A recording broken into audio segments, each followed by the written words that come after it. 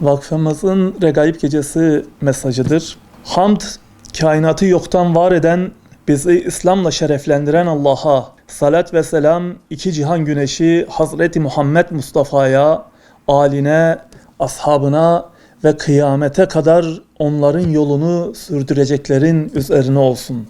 11 Ocak Perşembe 3 aylara Regaib Gecesi ile merhaba diyeceğiz. Merhaba, zamana sığmayan mana denizinden hüzmeler sunan, bizleri insanlığımıza tekrar döndürecek, kirlerimizden arındıracak, karanlık içindeki aydınlık gece.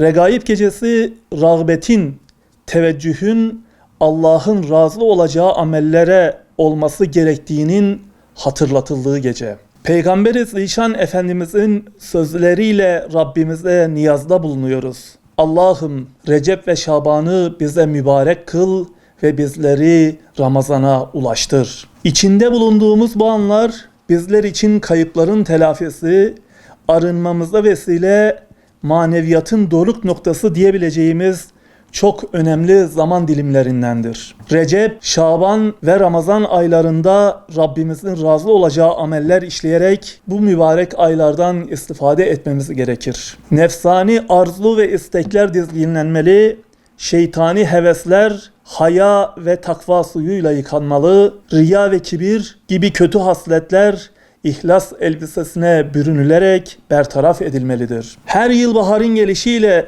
toprak nasıl yenileniyor, ağaçlar çiçek açıyorsa bizler içinde 3 aylar birer fırsat ve yenilenme mevsimidir. Bu aylar İslam'ın rahmet mesajlarının mümin dimağlarda ve gönüllerde taptaze tutulmasını, toplum hayatında da daha fazla hissedilmesini sağlar. Bilesiniz ki kalpler ancak Allah'ı anmakla huzur bulur. Merhamet mevsiminde gözlerimiz ve gönüllerimiz mahzun. Siyonistlerin insanlık dışı saldırıları altında kalan selam ve emniyet yurdu olan ilk kıblemiz Mescid-i Aksa ve Gazze'de kardeşlerimiz topyekün bir katliama maruz kalıyor. Rabbimizden dileğimiz regaib ve 3 aylar tüm dünyanın göz önünde katledilen kardeşlerimizin ferah bulacağı, zalimlerin yerle yeksan olacağı günlerin müjdecesi olsun. Gelin hep beraber İslam'ın mesajını